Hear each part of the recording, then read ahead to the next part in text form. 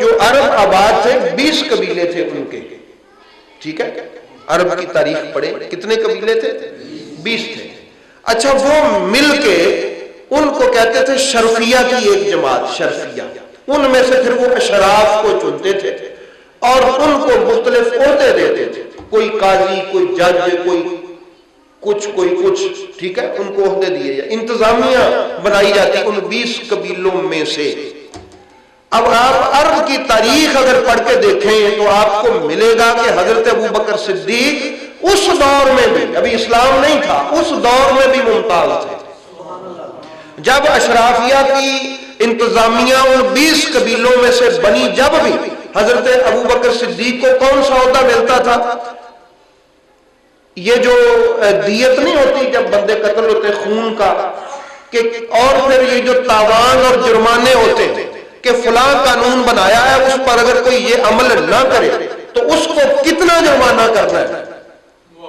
یہ 20 قبیلوں میں سے جو جرمانہ حضرت ابوبکر صدیق کر دیتے وہ بالکل اینڈ ہوتا، اس کی اپیل بھی نہیں ہو سکتی تھی۔ یہ حضرت ابوبکر صدیق آپ چیف جسٹس تھے، یوں سمجھ لیں اس دور میں بھی۔ اچھا، یہ کیوں تھا آپ کو دیا گیا؟ آپ نسب کے بڑے ماہر تھے، انصاب کے، قبیلوں کی، کہ یہ کون سے قبیلے سے ہے، اور اکثر آپ کی یہ عادت مبارک تھی کہ رسول کریم صلی اللہ علیہ وآلہ وسلم کو آپ جانتے تھے، یہ آپ کو یہ عہدہ اس لیے دیا گیا، آپ جانتے تھے یہ بندے جڑے نے ایک کنے انہاں تیلا جو تیل کنا کہ دیکھتے تھے آپ، یہ کس قدر ان میں طاقت ہے اور یہ کتنے پیسے دے سکتے ہیں، ان کے خاندانی پس منظر کیا ہے، ان کی عادتیں کیسی ہیں اور ان کے معاملات کیسے ہیں۔ حضرت ابوبکر صدیق عرب کے اپنے ان 20 قبیلوں کے ہر قبیلے کی عادت سے، طور سے، اطوار سے، ان کے معاملات سے، ان کی آمدنی سے بالکل واقف ہوتے تھے، اس لیے ان کو اس دور میں بھی یہ عہدہ اللہ تعالیٰ نے کی طرف سے عطا ہوتا تھا۔ میں تو یہی کہوں گا یہ عزت بھی ان کو اللہ کی طرف سے ملتی تھی، تو اللہ اس دور میں بھی ان کو اللہ نے معزز رکھا جب ابھی اسلام کا بھی اعلان بھی نہیں ہوا تھا، ٹھیک ہے۔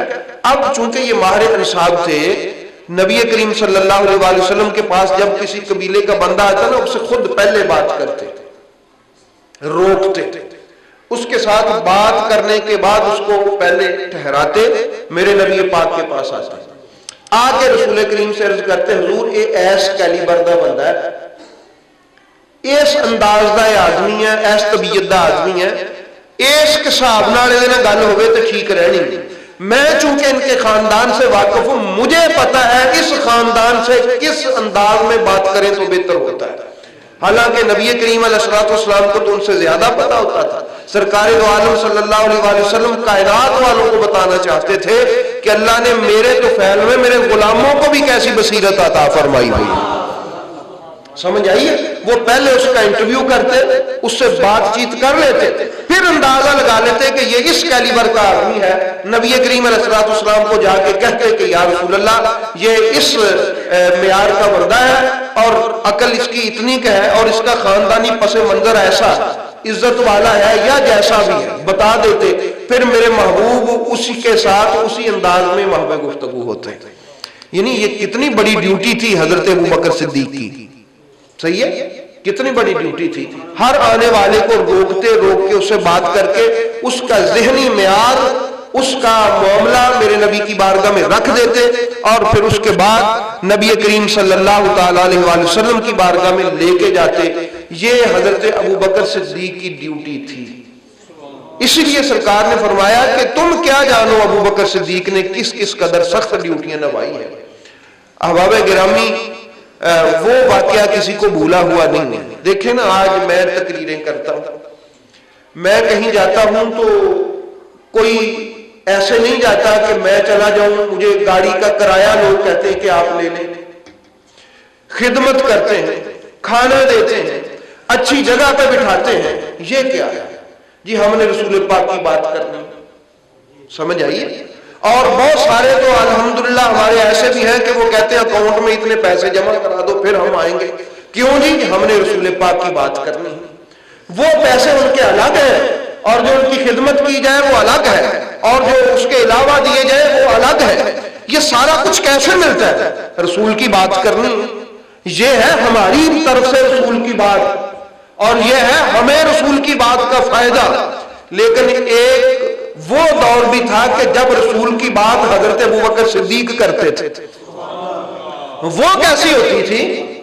وہ ایسی ہوتی تھی کہ ایک دن رو کے عرض کیا، یا رسول اللہ صلی اللہ علیہ وآلہ وسلم، یہ آپ کی بات ہی نہیں مانتے، آپ مجھے اجازت دیں میں خانہ کعبہ میں کھڑے ہو کے آپ کی رسالت کا اعلان کروں۔ مسلمان تو تھوڑے تھے۔ احباب گرامی، آپ صورت کو ذرا سمجھ جائیں، میں نے پہلے اپنی مثال دی ہے کہ لوگ گاڑیاں بیچتے ہیں تقریر کروانے والے کے لیے، اس کو پیسے دیتے ہیں، اس کی خدمت کرتے ہیں، اس کے لیے بہترین کھانا بناتے ہیں، اس کو ہار پہناتے ہیں، اس پر پھول پھینکتے ہیں، اس کا استقبال کرتے ہیں۔ کیوں؟ اس نے رسول کی بات کرنی ہے۔ کس کی بات کرنی ہے؟ اب صدیق اکبر بھی رسول کی بات کرنے لگا ہے۔ اب اس کا معاملہ کیسا ہے ان کا؟